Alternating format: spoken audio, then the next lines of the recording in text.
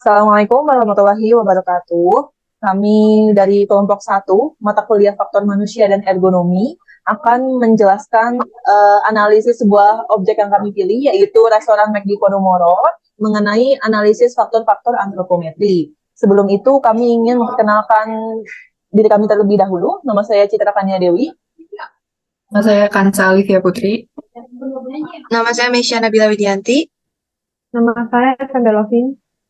Baik, selamat menyimak.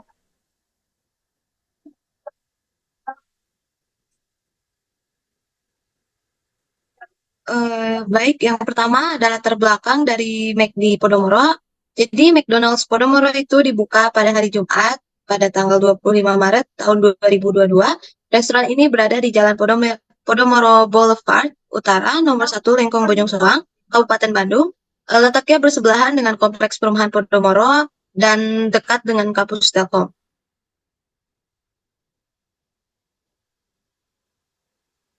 Lalu restoran terkenal ini termasuk salah satu objek yang menarik untuk dikaji. Mengapa?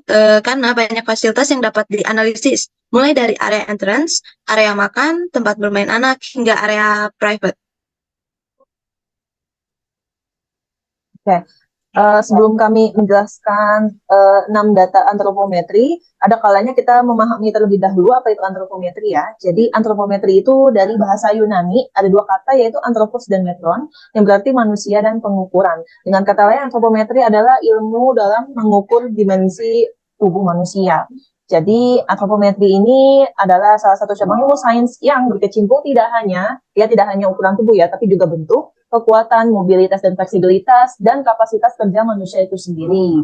Dan data antropometri ini juga digunakan untuk tidak hanya desain interior ya, tidak hanya mengenai bangun ruang interior, tapi juga bisa untuk merancang sebuah produk, tempat kerja, atau lingkungan yang lebih sesuai dengan karakteristik fisik rata-rata dari populasi suatu target.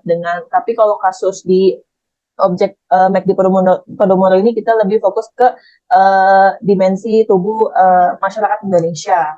Dalam konteks ergonomi, data antropometri sangat penting karena memungkinkan tidak hanya desainer ya, tapi juga bisa untuk arsitek, bisa juga untuk para teknik sipil dan pekerjaan sebidangnya untuk membuat produk atau lingkungan yang dapat digunakan dan diakses dengan nyaman oleh sebagian besar populasi ya, sebagian besar populasi. Jadi dihitungnya dari rata-rata ya, hitungan rata-rata dimensi tubuh manusia.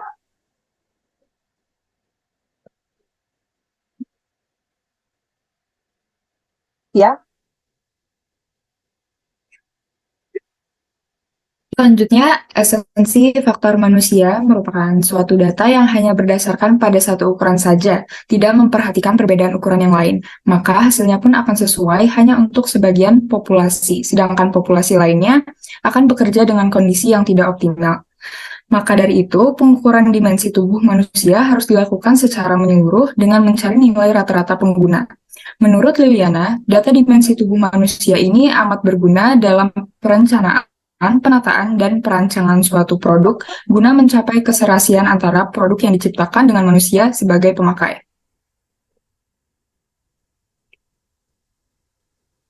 Lalu berikutnya kami akan membahas tentang faktor data antropometri yang terdiri dari usia, gender, lalu suku bangsa, lalu sosioekonomi, lalu pekerjaan dan aktivitas, dan yang terakhir kondisi saat pengukuran.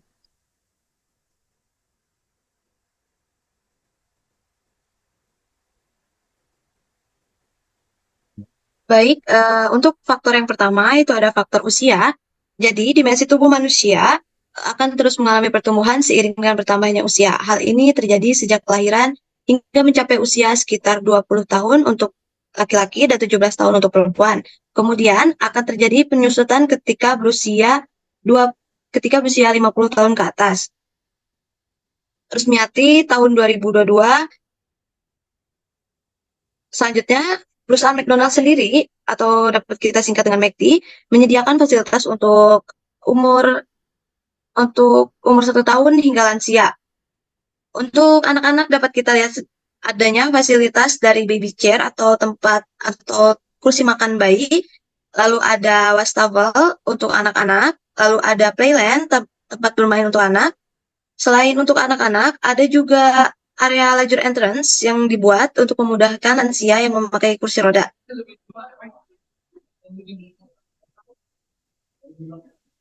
Lalu selanjutnya adalah gender. Restoran McDonald's Podomoro ditujukan kepada baik laki-laki maupun perempuan. Hal ini dapat ditinjau dari pengaplikasian desain interior yang menggunakan warna earth dan netral sehingga cocok untuk segala jenis kelamin.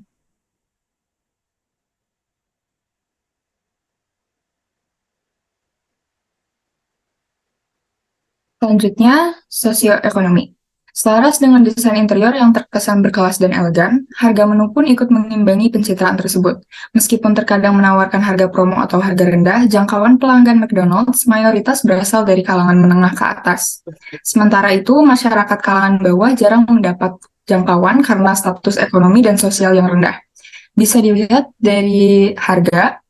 Menu yang paling murah yaitu panas 1 spicy medium dengan harga 34.500.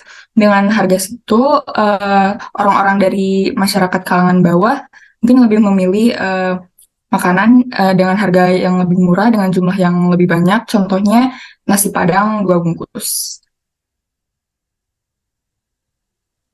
Kemudian data antropometri berikutnya adalah suku bangsa. Meskipun McDonald's ini asalnya dari Amerika Serikat, namun karena sifat McDonald's yang internasional ya, jadi menu restoran cepat saji ini juga menyesuaikan dengan selera masyarakat lokal di setiap negara yang beroperasi ya gitu. Jadi hal ini dapat dilihat kalau contohnya di Indonesia itu dibuatlah daftar menu periodik ya, seperti peluncuran menu burger rendang dan soda gembira pada tahun 2021, serta menu yang saat ini yang paling up to date ya pada tahun 2023 adalah es krim rasa kopior. Kemudian data antropometri berikutnya itu pekerjaan dan aktivitas. Kalau dari gambaran umum sebenarnya McDonald's itu berlaku untuk segala umur, namun berhubung McDonald's Podomoro ini dibangun dekat dengan kampus swasta Telkom University, maka jangkauan audiens mayoritasnya adalah mahasiswa dan freelancer alias pekerja lepas. Mahasiswa dan freelancer lepas ini lebih banyak menghabiskan waktunya untuk berdiskusi, mengerjakan tugas, mengerjakan pekerjaan, hingga kegiatan organisasi. Untuk memenuhi kebutuhan tersebut, McD Podomoro menyediakan juga fasilitas tambahan seperti stop kontak yang di samping hampir ya di setiap meja makan tuh terlampir stop kontak. Kemudian selain stop kontak ada juga tempat khusus ya meja panjang. Sebenarnya fungsinya juga tidak hanya untuk makan, tapi tempat ini juga cocok untuk berdiskusi. Selain itu ada juga tempat privasi ya. Jadi sebenarnya tempat privasi ini bisa untuk berpesta gitu ya, bersenang-senang, tapi sifatnya juga multifungsi, bisa untuk rapat tertutup juga gitu. Jadi ini sebenarnya bisa disewa secara terpisah. Kemudian meskipun audiens mayoritas dari McD Podomoro ini adalah mahasiswa dan freelancer, tapi tidak menutup kemungkinan McDonald's ini juga dibangun dekat perumahan padat penduduk ya, yang mayoritasnya itu sudah berkeluarga atau bahkan punya anak. Untuk mengantisipasi itu, McDonald's menyediakan fasilitas tambahan seperti ruang bermain anak dan kursi makan tinggi khusus untuk balita ya, seperti itu. Lalu yang keenam adalah kondisi saat pengukuran. Mayoritas ruang dan fasilitas yang disediakan digunakan untuk orang dewasa dengan ukuran tubuh pendek, tinggi, hingga kurus gemuk. Hal tersebut dapat dianalisis dari ukuran-ukuran berikut. Yang pertama adalah tinggi dan lebar pintu. Dapat dilihat dari gambar di samping, tinggi pintunya adalah 200 cm dengan lebar 111 cm, sehingga sangat memungkinkan untuk orang yang sangat tinggi untuk lewat masuk ke pintu tersebut. Lalu yang kedua adalah lebar rem. Dapat dilihat dari gambar samping, lebar rem tersebut ialah 104 cm, sehingga dua orang dapat berjalan dalam sirkulasi tersebut.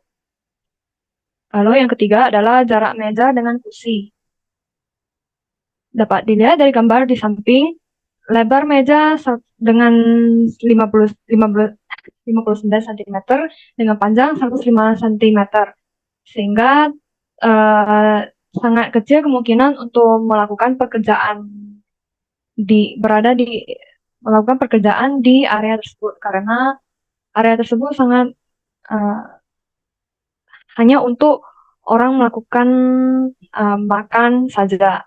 Lalu untuk jarak jarak tinggi meja dengan bangkunya 74 cm sehingga nyaman untuk di bagian pinggang. Lalu yang keempat, jarak sirkulasi. Jarak sirkulasi minimal yang ada pada McDonald's Podomoro ialah 1 cm, sehingga sangat memungkinkan untuk orang melewat area tersebut. Lalu yang kelima adalah tinggi wastafel. Di sana telah menggunakan standar ukuran ketinggian, panjang maupun lebar untuk wastafel. Pada MCD Podomoro tersedia wastafel yang terbagi menjadi dua. Dapat kita lihat dari gambar di atas, terdapat perbedaan ketinggian dari kedua wastafel tersebut. Hal ini bertujuan agar anak-anak juga dapat menggunakan wastafel tanpa memerlukan tangga. Di sana telah menyediakan desain wastafel dengan standar ketinggian untuk anak-anak. Dapat dilihat dari gambar di samping, ketinggian untuk wastafel anak-anak 65 cm, lalu untuk wastafel remaja sampai dewasa 86 cm. Sekian presentasi dari kelompok kami, semoga mudah dipahami. Wassalamualaikum warahmatullahi wabarakatuh.